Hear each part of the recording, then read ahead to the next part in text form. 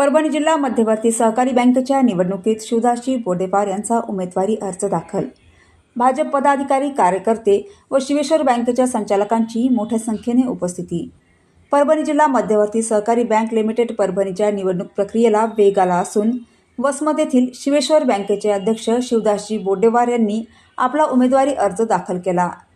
यावेळी भारतीय जनता पक्षाचे पदाधिकारी, कार्यकर्ते तसेच शिवेश्वर बँकेचे संचालक मोठ्या संख्येने उपस्थित होते.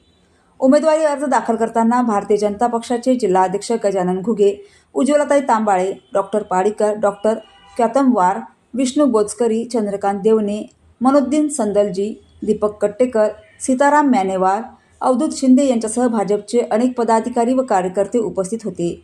यावेळी उपस्थित मान्यवरांनी शिवदासजी बोडेवार यांना शुभेच्छा देत त्यांच्या उमेदवारीमुळे सहकार क्षेत्राला नवे नेतृत्व मिळेल असा विश्वास व्यक्त केला.